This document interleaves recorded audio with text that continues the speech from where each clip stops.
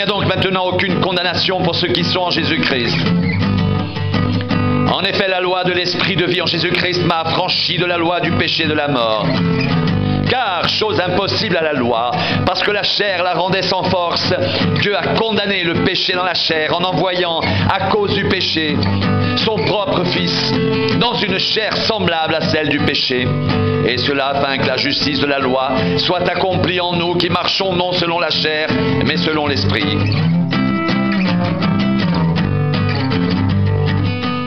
Ceux en effet qui vivent selon la chair s'affectionnent aux choses de la chair, tandis que ceux qui vivent selon l'esprit s'affectionnent aux choses de l'esprit.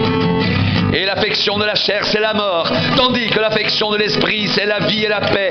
Car l'affection de la chair est inimitié contre Dieu, parce qu'elle ne se soumet pas à la loi de Dieu et qu'elle ne le peut même pas. Or, ceux qui vivent selon la chair ne sauraient plaire à Dieu.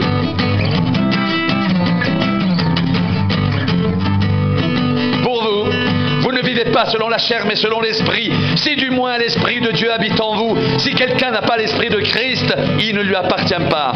Et si Christ est en vous, le corps, il est vrai, est mort à cause du péché, mais l'esprit est vie à cause de la justice. Et si l'esprit de celui qui a ressuscité Jésus d'entre les morts habite en vous, celui qui a ressuscité Christ d'entre les morts rendra aussi la vie à vos corps mortels par son esprit qui habite en vous.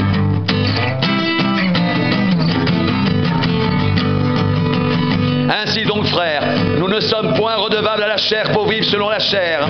Si vous vivez selon la chair, vous mourrez. Mais si par l'esprit, vous faites mourir les actions du corps, vous vivrez.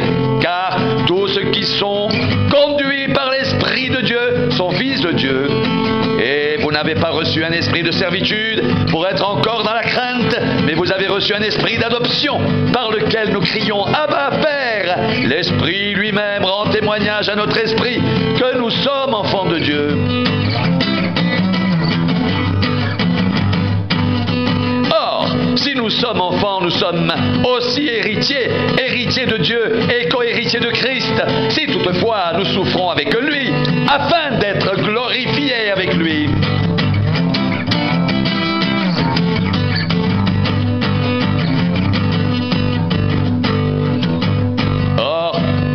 Si nous sommes enfants, nous sommes aussi héritiers, héritiers de Dieu et co-héritiers de Christ, si toutefois nous souffrons avec lui, afin d'être glorifiés avec lui. Si toutefois nous souffrons avec lui, afin d'être glorifiés avec lui.